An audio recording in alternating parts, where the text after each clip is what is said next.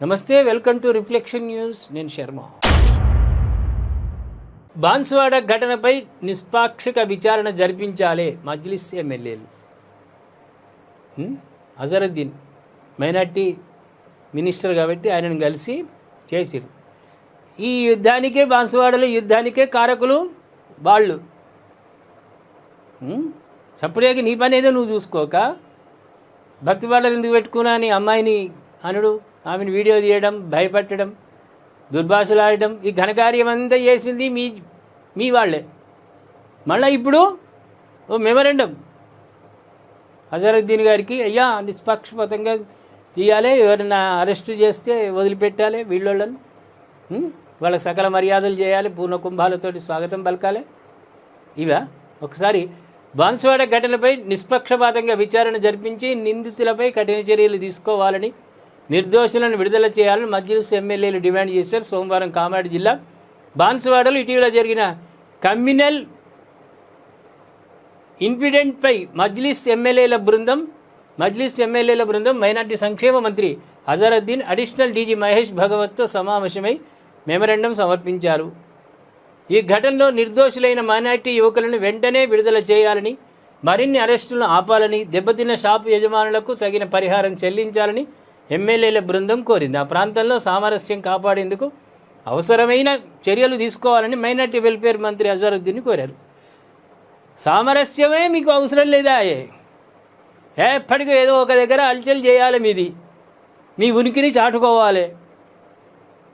హిందువులు ఏది చేసినా మీకు పడదు. రామరామ అన్నా పడదు, భక్తి పాటలు వినాలన్నా పడదు, పూజ చేసుకోవాలన్నా మీకు పడదు. మీరైనా శాంతి భద్రతలకు విఘాతం కలిగిస్తున్నది మీ వాళ్ళైనది. మళ్ళీ మీరే సామరస్యంగా పరిష్కారం చేయాలి, అరెస్టులు ఆపాలి, నిర్దోషులను కాపాడాలి, దోషులను 4 రోజులు కొద్దిగా లోపల వేసి మళ్ళీ బయటకు వదలాలి. ఇవన్నీ మీ డిమాండ్లు. నిజమే కదా? అందరు ముస్లింలను అనడం లేదు మేము.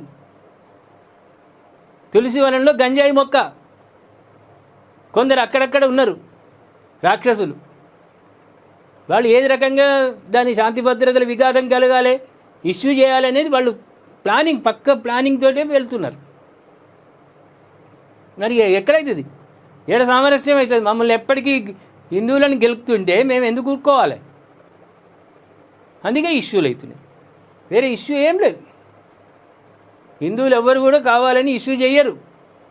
మీ దాంట్లో కొందరు ఉన్నారు, అక్కడక్కడ ఆ గ్రామాలల్లో పట్టణాలల్లో రాక్షసులు ఉన్నారు. ఒక కథ ఉంది, గతంలో కేసీఆర్ గారు చెప్పారు ముఖ్యమంత్రిగా ఉన్నప్పుడు. శ్రీలంకలో రాముడు,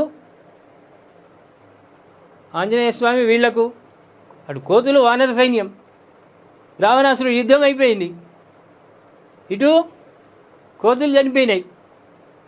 చనిపోతే స్వామి రాముడు ఏం చేసిండు, తన వర్గం ఉన్నారు కాబట్టి బతికిచ్చిండు. రాక్షసులు కొందరు ఇటువంటి కాకుండా ఉన్నారు. వాళ్ళు అడిగినరు, అయ్యా స్వామి మా పరిస్థితి ఏంది? మేము చావలేదు, ఇటు బతకలేదు, ఏంది పరిస్థితి అంటే, మీరు కలియుగంలో గ్రామానికి ఒకళ్ళు పుట్టుండి అందరినీ పీల్చుకు తినండి అన్నాడు. మీ దాంట్లోనే కొందరు ఉన్నారు ఊర్లల్లో పట్టణాలలో అక్కడక్కడ. వాళ్ళు ఎటు చేసి మత సామరస్యానికి విఘ్నం కలిగించాలి, అగాధం, అక్కడ ఏదో లొల్లి సృష్టింపజేయాలి, ఇష్యూ చేయాలి. అట్లున్నారు మీ దాంట్లో కొందరు. దానివల్ల ఏమవుతుంది, పూర్తిగా మీ కమ్యూనిటీకే చెడ్డ పేరు వస్తున్నది. దాంట్లో ఏమంటారు మీరు? ఎంఐఎం వాళ్ళు, ముస్లింలు, సామరస్యంగా ఉండేటువంటి ముస్లిం సోదరులు ఏమంటారు? ఒక్కసారి గుండె మీద చేసుకొని చెప్పండి. మీ వాళ్ళే కదా. హనుమాన్ చాలీసా పారాయణం అవుతున్నా మీదే. హనుమంతుని జయంతి రోజు జులుస్ తీస్తామన్నా, ర్యాలీలు తీస్తామన్నా మీరే ఇష్యూ చేస్తారు. మీ దాంట్లో ఉన్నారు కొందరు. వాళ్ళ ద్వారానే కదా ఇవన్నీ సమస్యలు వచ్చేది. చెప్పండి ఒకసారి.